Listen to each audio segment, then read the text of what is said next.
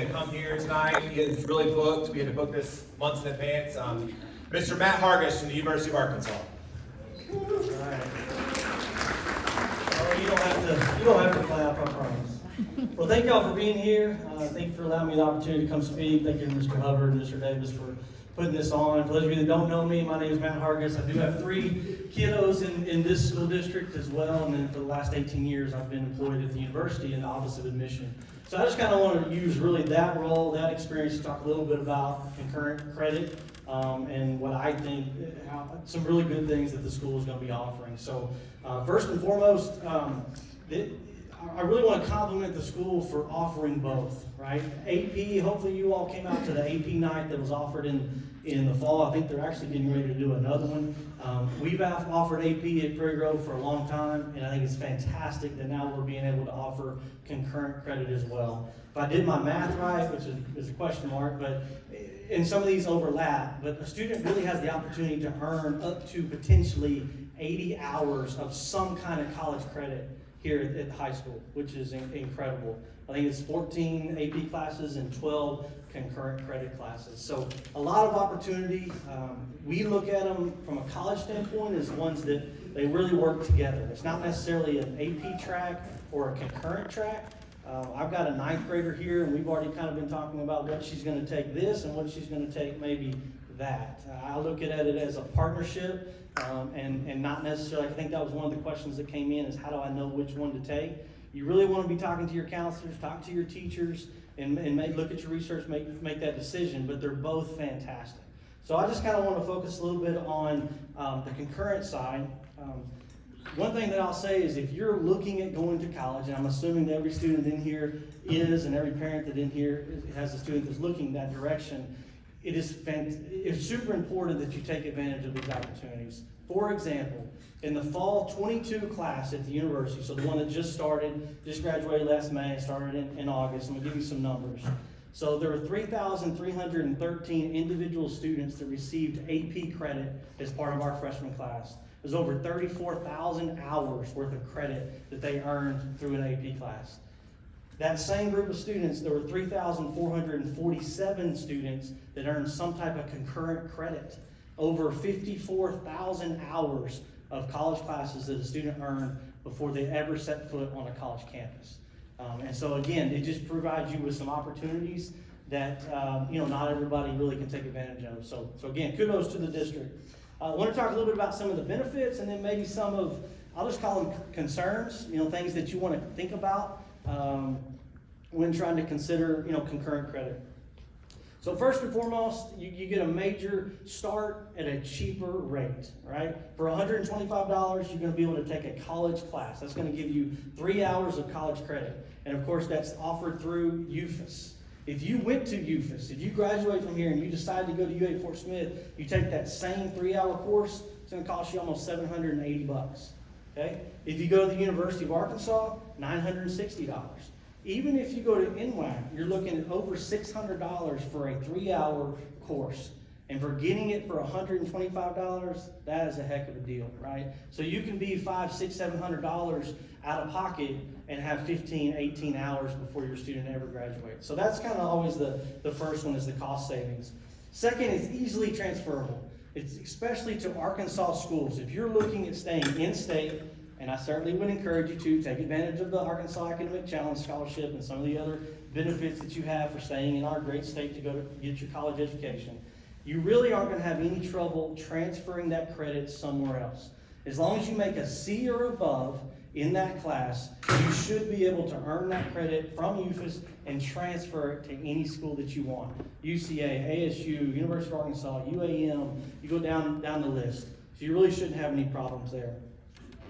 I would encourage you to check that, especially you older students. If you know, I know we've got a few soon-to-be seniors in the room.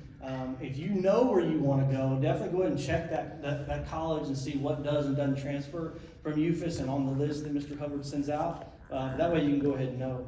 I think it also builds confidence, and I think it also shows students that they can do it. They can compete in the college class, they can do the curriculum. It also usually provides a better classroom experience, similar to an AP class. in that you're in a class with similar students, right? Similar students that have the same goal as you do, as far as I'm planning on going to college, I'm planning on doing, being a successful adult, all those kinds of wonderful things. So I think the better classroom experience is a big key.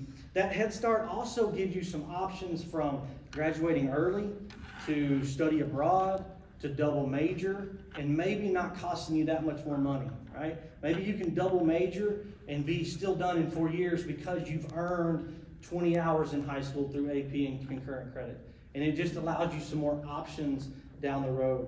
Another thing is the high school weighted classes. So I know here at the high school level, Ms. Hunt just told me it's not going to be weighted on your transcript. But from a college standpoint, University of Arkansas, for example, we give extra weight for both AP and concurrent classes. So the fact that it's going to say concurrent credit, it'll say something indicating that it is a concurrent credit class on your high school transcript. We're going to take that and we're going to give you that extra weight, just like you would from an AP standpoint for admission, and most importantly for scholarships. And we know certainly scholarships are important. So what that means is if you make a B in a AP or concurrent class, from what we're considering, that's an A in a regular course, right? If you make an A, then you're getting a 5-point scale. So that's how you'll have students that'll graduate that'll have a 4.07, a 4.13. They'll have GPAs, and I'm sure there's some that are even higher than that here. But that's how you get a student that has above a 4-point, is because they're weighting some of that extra classes. Another thing is it can remove remediation. Now there's certainly some requirements that you have to have in order to take the course here, and Mr. Hubbard will tell you about that. I think they're probably going to be a little different for each course. But the state of Arkansas requires students to have a certain score on the ACT or SAT section of either math, English, or reading to either take a remedial course or not, right? So like intermediate algebra instead of college algebra. You might have the ability to remove that by taking the credit here. And they'll give you some more information about what it takes to get in these classes. But if you can go ahead and take, say, college algebra, then you don't, and your test score says that maybe you should have taken a remedial course, or at the university, for example, a college algebra course is either a 3, a 4, or a 5-hour course, depending on your ACT score. If you can take college algebra here and get 3 hours for it, you don't have to go back and take the extra lab or the extra 2-hour lab, right? So it potentially can save you some time, save you some money that way as well. So those are a few of the positives, the benefits, I think, in taking concurrent credit. Some of the considerations or things you want to at least think about is that it is a college class. Therefore, you have a college transcript and an official transcript, right? Can't tell you in 18 years how many people I've talked to that are coming back to school and they're like, do I have to turn in my transcript from 1982? I didn't do so hot. Unfortunately, the answer is yes, right? That is a part of their college record. So you want to make sure that your student is ready for that, right? The maturity level is there, that they understand the importance that it is officially a part of their academic record that's going to be a part of that record forever. When it comes time to go to grad school, med school, law school, or any of those kinds of things, that's still going to be a piece of it. You also, of course, have a transcript from UFAS that you're going to send to whatever college it is that you're attending. So you apply as a new freshman, high school transcript. Ms. Hunt will help you with that. You have a test score, etc. But you also are going to have a UFAS transcript that you'll then want to send to whatever school that is. Be sure to get that credit.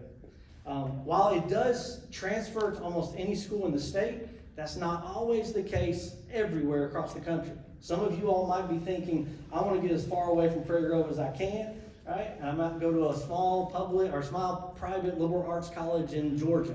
Well, I don't know if that school is going to accept every single class that UFAS offers that we offer, right? So if you know those kinds of things, if you know you're looking out of state, you're looking small private, you definitely want to do some research and make sure that the classes we offer are going to transfer.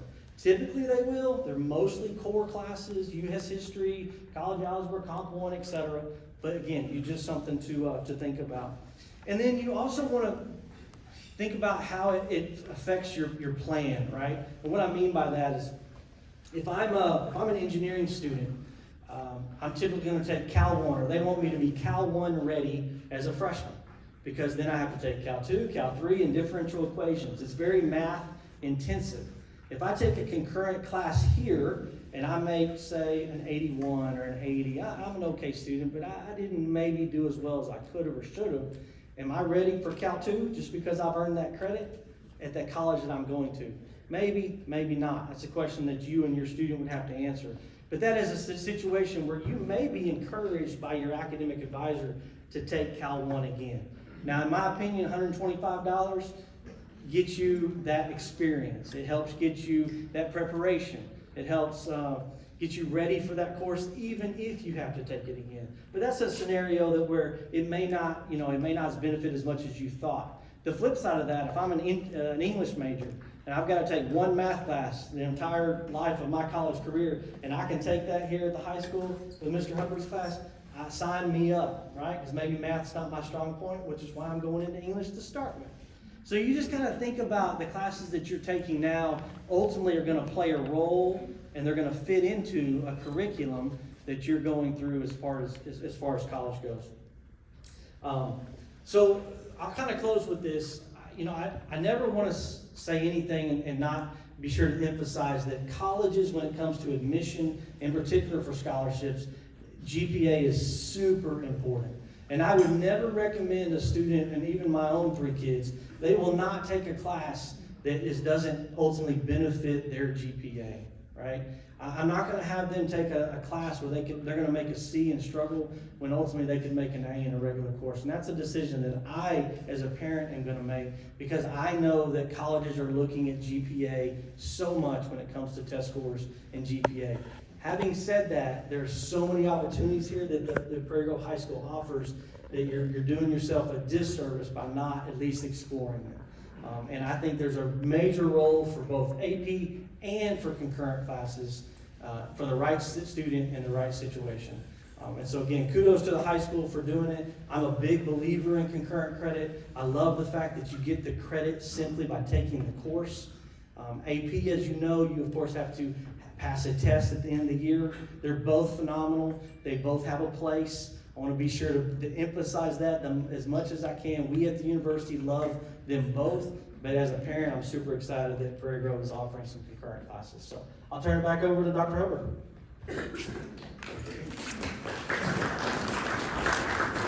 All right, I'm going to try to go through this paperwork in about 5 minutes. I don't have a lot of time here, and then we're going to get to some questions. If you are wanting to sign up for an acuplacer exam, if you hear the word acuplacer, if you're not eligible for a test, you could scan this QR code to sign up for an acuplacer. We have acuplacer booklets up here, review acuplacer for the math, writing, and reading, if you want to sign up for that. The middle one is a QR code to declare your interest in concurrent courses. My goal is to make Miss Hunt's life a lot easier because she schedules my classes, and if I make her life miserable in May, then my life is going to be miserable all next year, okay? And so basically why I'm wanting to send this form out is I want to know what your interest is like right now, because we need to, actually UFAS kind of wants us to kind of know if you are interested in concurrent courses before we do a reading and registration. They want you to register in April before we do a reading and registration. Now, you are allowed to, let's say you change your mind and you go change your mind from concurrent to AP, that's fine. But you need to sign up, we need to kind of play if you're on the fence, you need to at least sign up with UFAS. And that brings me to my third point. If you want to register in the fall for a UFAS, you have to register as a student at UFAS if you want to enroll in our concurrent classes. The top page of the handout and the next one is a list of all of our classes with the qualifying scores. To qualify, you must have a non-weighted cumulative GPA of a 2.5. U of A uses weighted GPAs. UFAS uses non-weighted, so they don't weight AP classes. A qualifying reading score is required for all classes, that's a state law, and a cumulative 2.0 GPA for UFAS courses. So that's another thing to consider, going back to what Mr. Hargis said. So if you take concurrent classes early on and you bomb, let's say you take US history next year at Mr. Watson as a junior, and you make a D, well, that means you're kind of out of luck for concurrent classes for the rest of the way because you don't have that 2.0 GPA you need. So you need to think about that as you go. So here's a list of our classes. We have College Chemistry 1 and 2, with Dr. Howard will be teaching that. We're also starting an education program. Miss Sarah Lawhorn will be teaching that. Comp 1 and 2, Miss Brandy Walls over there is teaching that. That's only available for seniors. U.S. History 1 and 2, Mr. Winfield Watson's teaching that. Miss Amanda Mandy Bartholomew is teaching computer applications for the knowledge worker. That's also available for sophomores as well. I'm doing the math classes there at the bottom. And on the back, so on there you have listed the scores. On the back you have a way to get the scores.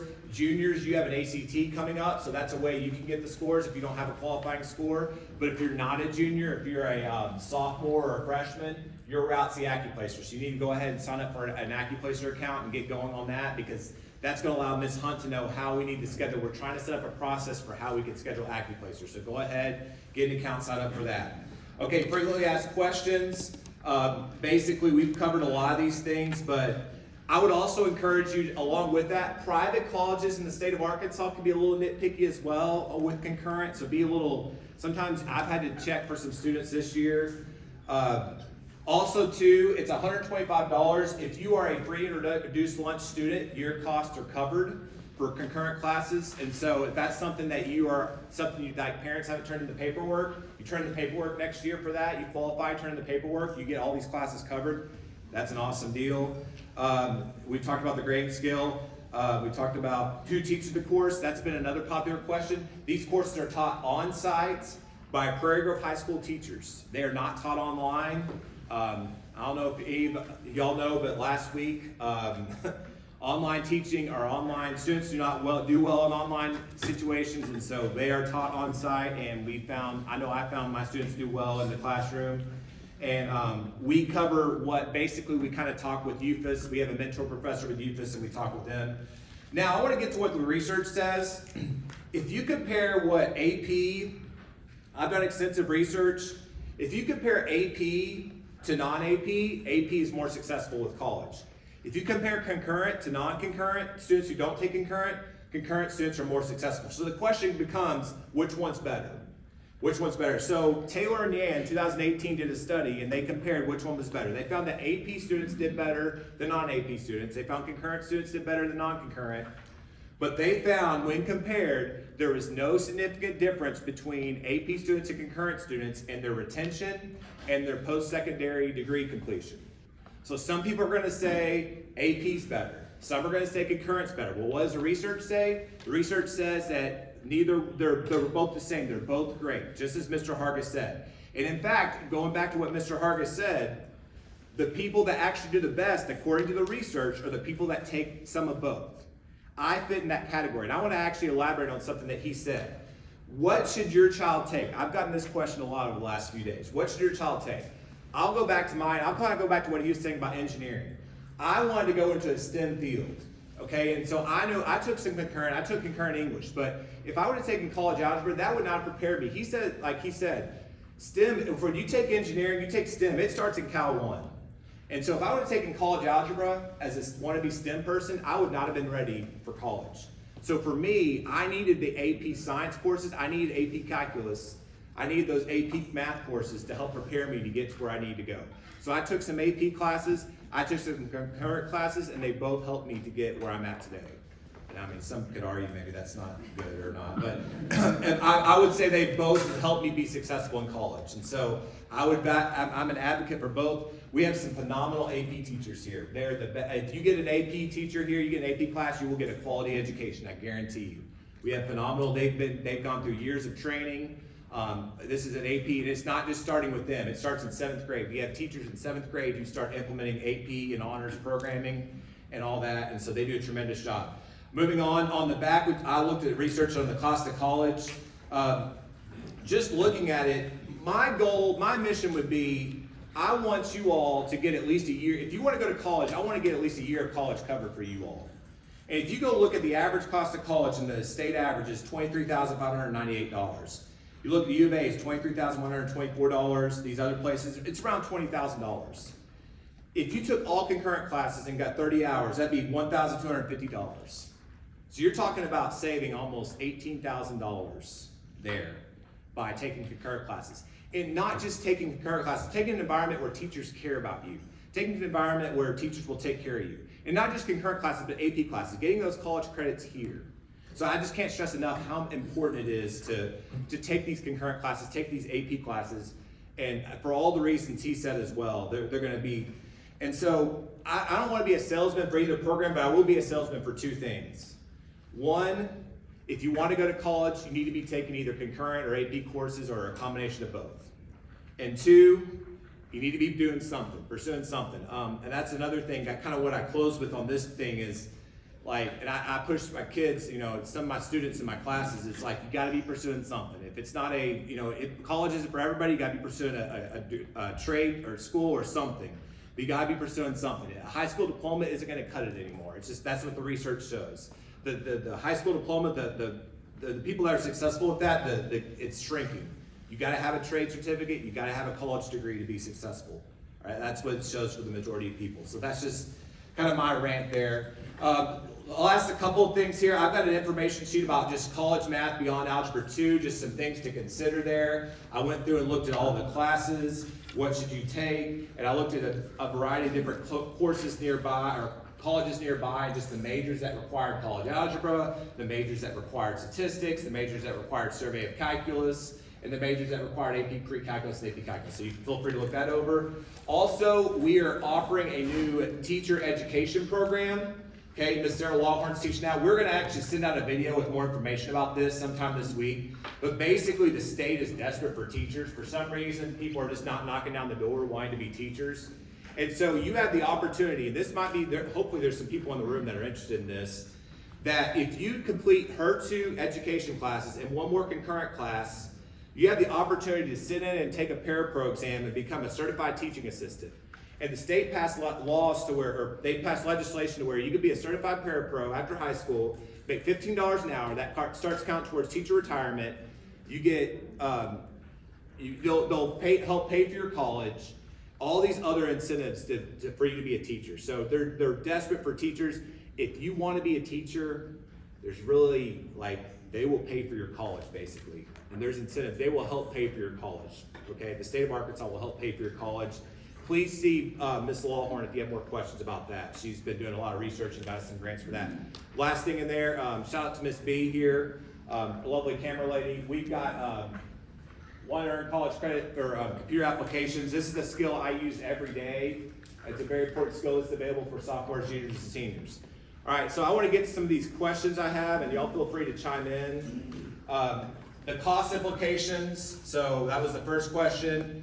They're in-person classes, it's $125 per class, and they are semester long. Each class is semester long. They're not broken up into smaller sections. I know some schools will do like 8-week sections. They are semester long, $125. If you qualify for free introduced lunch, it's free, okay? Question number 2 I got, is it too late to begin taking college courses if your student is a sophomore, has not taken any advanced classes? It is not too late. All you need is qualifying GPA and qualifying test scores, okay? Now, we would encourage you to take advanced classes. I would think advanced classes would better prepare you for concurrent classes, but you do not have to. What are the requirements to be able to take college credit classes? That was covered in another sheet. Is there a maximum number of concurrent credit classes a student can take each semester? Not really, just as many as you can fit in your schedule. That sound good? Okay. I didn't want to get in trouble. Many as you can handle. That's a good point. And that goes back to what Mr. Hargis said, maturity-wise too. As many as you can handle, that's a good point. Because, yeah, sometimes arena scheduling comes like a buffet and they just think they want to take everything there. With concurrent courses being offered, is there any reason to take AP courses? I would say absolutely. I know it depends on the student, but I know for me it was absolutely. But as I said, it depends on the student, depends on what you need, depends on what fits. So it just kind of depends on where you're at. But like, as I said, for me, I needed those AP STEM classes. How do AP credits work compared to concurrent credit? Does my daughter need to take AP classes to be able to take concurrent? No, you don't have to take one to take the other. One's not a prerequisite for the other. My 9th grader is taking honors English, so you continue to take honors classes or switch to concurrent classes. No, what would happen, we would probably recommend, I think Ms. Walls would recommend, we would recommend you stay in the honors classes to better prepare you for concurrent, right? Yes, so we would probably recommend stay in the honors and then to better prepare you for the concurrent classes. AP junior year, that's what we would recommend, okay? My sixth grader just tested and he came home and told me he could take pre-algebra next year or honors classes. Is this true? How do I know it's best? Okay, this is a hot button issue for me as a math teacher. Should you take pre-algebra as a seventh grader? Absolutely. If you have the opportunity to do it, do it. Do it, absolutely. I would say 100% for that. That's one thing. What happens if you take that class, that opens up more opportunities for you down the line, opens up more flexibility for you to potentially take calculus or more advanced math and science courses later on down the line. So absolutely, if you have the opportunity to take advanced and honors courses down there, especially those aren't counting towards your high school degree yet. So if you bomb in seventh grade, it's not counting towards your high school transcript yet. So you could just retake them again. How concerned do I need to be if I commit to a concurrent course now and it won't create scheduling problems when I arrange my class in the spring? So all we can do now is just try your best. I mean, you can commit to it. Miss Hunt's going to try her best with the schedule. And if it doesn't work, it doesn't work. And we'll just do our best. I mean, odds are not every class that every student wants to take is going to work in every schedule. That's just the reality of the things. Miss Hunt does her best. She works tirelessly. She works tirelessly to make this happen. But this is reality. It's not going to work for every student. And that's just the reality of how this is. But she will, I promise you, she will do her best to make it work. And we will do our best to make it work. Students with IEPs, how will they be served at the Center of Educational Access? Basically what we need to be doing there is we have to run that through the UFIS program, and we have to run that through their department. And so if you have that issue, we need to get the ball rolling on that probably late in the spring actually. And we have to go to talk to their person in charge of that, their educational access, and then they will get the ball rolling on us, and we will get approval for that to where we can follow. We have to get approval from them to follow your IEP for them as well, IEPs and 504s. So now, are there any questions from the audience out there? And by the way, if you have to go or anything, feel free to leave. I don't want to keep anybody. I know there's games and all that going on. Any questions from the audience? No, I'm not. I know I didn't. That good. I will make videos that more thoroughly cover the paperwork. I tried to hurry through that, but.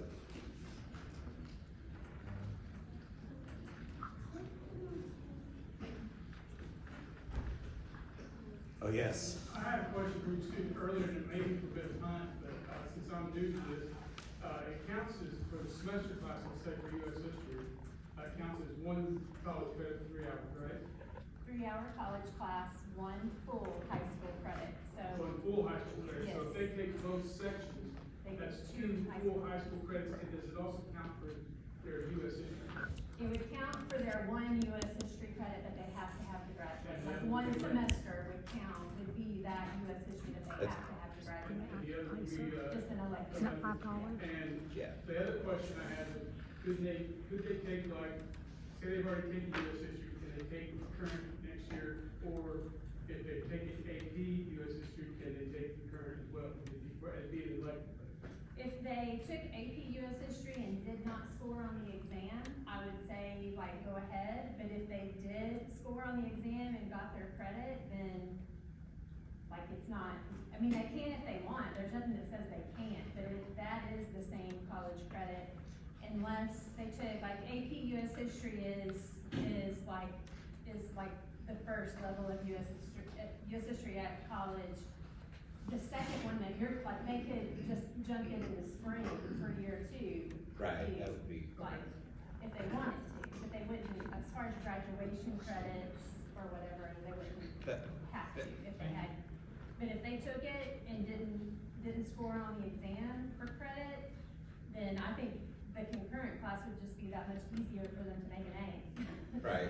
One more question for you, because this came up today as we were promoting coming to the parent night tonight.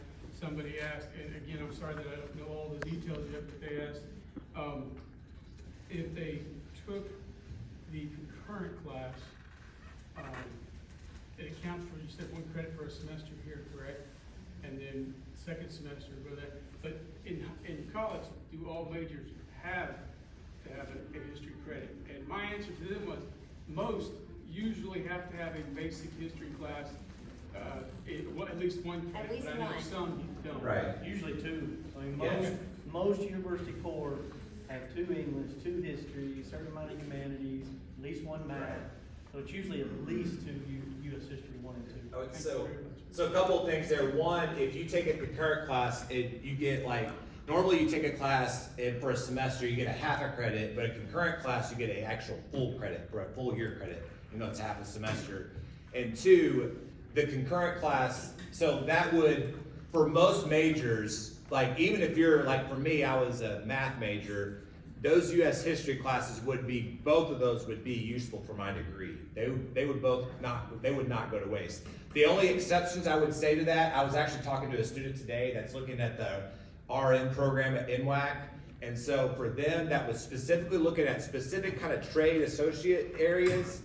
They sometimes don't require that, but if she were to go get her BSN, then those state core requirements come into play. Then she would have to have those history credits. So I had a conversation with somebody like that today. So any type of degree that has to have a bachelor's, that's going to be a given, as Mr. Hargis says. They will have to have, by the state law, they have to have so many hours of history, and so those will not go to waste.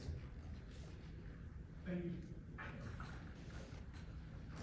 Also, too, I was thinking about it. I did print off some sample syllabi from my college algebra and probability and stats classes. If you wanted to see kind of what those classes look like, or just an idea what they look like, feel free to grab one. So if you wanted to, that's something you wanted to think about.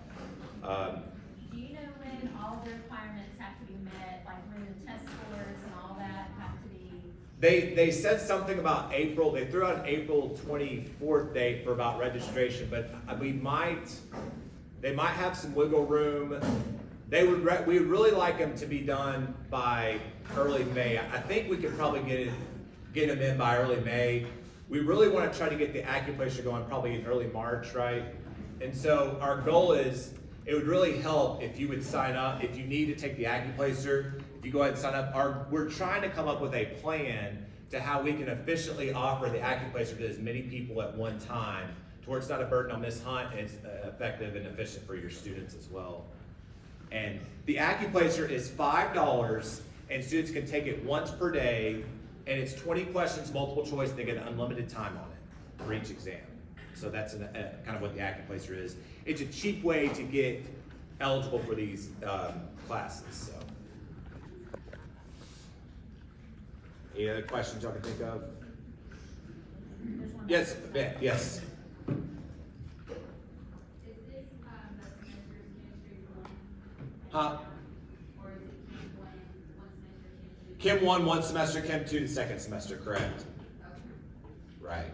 And something for a science kid, we recommend, like, just make sure, because I know, like, if Allie wants to be a vet, make sure that the U of A will take that, if that Chem 1 and Chem 2 that we offer is the same chemistry she would have to take as a vet.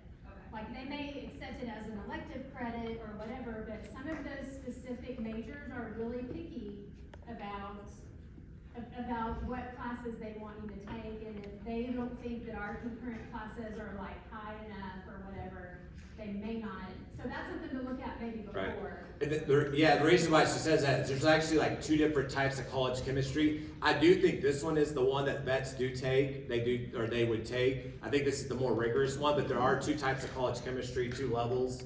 One's like kind of a lower level one. This is a more advanced. I do think this is the more advanced level. But yeah, that's a good point. Always feel free to email me, contact me. I've done this for a ton for kids, or if you ever have a question about will something transfer, will this be useful for my degree plan or whatever, feel free to contact me. I'll be glad to look that up. I've done a lot of research, and I'd be glad to help you out. Any other questions?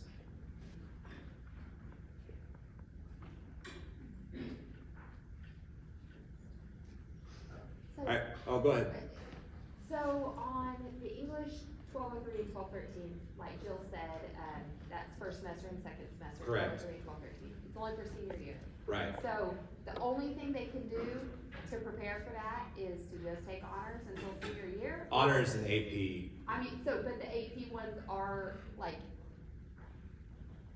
leading. It's not going to be repetitive. Like she said, it would be almost repetitive to take like the history class AP and then take it concurrent. Is it not going to be It repetition? depends on how they score on the exam. So we actually had a few seniors this year. Last year, we offered AP Lang, which is the equivalent of Comp 1 at college. If you make a 3, 4, or 5 on the AP Lang test, most universities give you Comp 1 credit.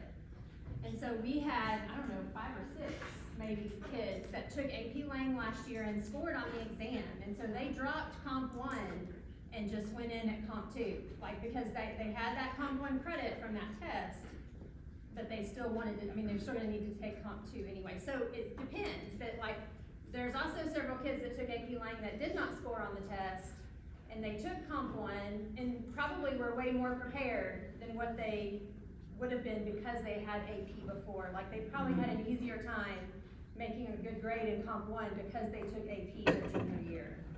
So it's just those skills. So if they take AP, the AP English, AP Lang in freshman year, can they take it freshman year? No, they can't. Just Junior and honors. seniors. Honors, stop. Okay, so sophomore is the first year they can take it? Honors. Junior year is the first year for AP. So we have honors English for 9th and 10th graders, and then 11th graders and 12th graders can take AP. 12th graders can take AP or concurrent. So, Yeah, and it's, I will say, like, I'll lump the AP classes like the college classes, because you can earn college credit and they have the same rigor, or if not greater rigor than a normal college class, and so that you are gonna get the experience that's gonna prepare you for college, and so. like, I have a daughter who just graduated, and she's at Arkansas Tech, and she took college algebra with Mr. Hubbard.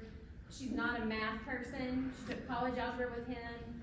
She made a good grade, and so she didn't have to take that this year as a freshman. But she took AP with Miss Gollin and Miss Warren. She did not score on the test, so she had to take Comp 1, but she made an A in it. Like, so she was ready. Like, her college English class was not a concern to her because she got those skills in that class. So even though she didn't score on the exam, we didn't have Comp 1 and 2 last year, but, you know, for her to take here. But it just really depends on the kid. Right. So, Yes. Another thing too is with, like, same deal, our kiddos are in the same class, and they did not offer Comp 1, Comp 2 for my kiddo, but he passed the first AP English test as a junior, but the senior year, he did not. However, his ACT score on the English portion counted, and he didn't have to take Comp 2. So if your individual score, like if you look on there, it'll say like what your score on the ACT math part is to qualify for Right. this or that, then that can also be another way too, that you end up getting out of some, if you have a kiddo that's a high score ACT person. Yes. so just taking the ACT can exempt you out of class? It could potentially give you, now sometimes, I don't know if they, like, gives you the college hours. I think sometimes they'll exempt you from the classes, but won't give you the hours. So you'll have to take something else in place of it. That is based on the school, like each school decides Right. that, each college, like So that's their choice. There's certain scores you can get to exempt college algebra, I know that, and so, What would you need for that? I'm not sure off the top of my head. 27. Yeah, every school, I think Yeah. for us, it's like a 26, we get you in pre-cal, 28, we just like one. So there's Awesome. kind of a pecking order, but like you said, that's key, is just because you earned the exemption, doesn't mean you don't have to still take a course to replace it for the degree, if that makes sense. You gotta take 2 English and you're exempt from Comp 1, Comp 2, you gotta replace them with something else, another English course. But these concurrent classes don't exempt you, they actually earn. Correct. They count for hours, See right? above, earning the credit, that's right. And like, when they transfer, it's just the credit, it's not the grade, right? I think that's the case. I know we had experience, her daughter, and actually myself, when I went to Arkansas Tech, I took some through NWAC and when I was in high school, and it did not change for the grade. Do y'all change for the Like, grade? it's on her transcript, but the GPA. GPA does not. Transfer. Right, like on our transfer, we would show transfer credit from UFAS, Right. credit blah, blah, blah, but it does not factor into the GPA. However, if you apply to grad school, med school, then they're gonna look at, they're gonna combine everything and make sure they have it. Now, if you go to UFAS, it will count towards your grade. It will count towards your GPA if you go to UFAS, so.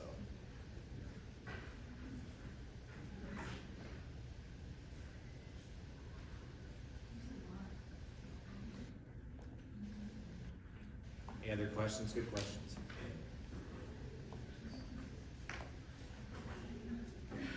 And y'all can feel free to, I'll go ahead, I know y'all, I've kept you over time here. Feel free to stay after, we'll be after here. Feel free to come ask us questions. Instead, I got Sylvi up here. Feel free to grab an acupuncture practice booklet.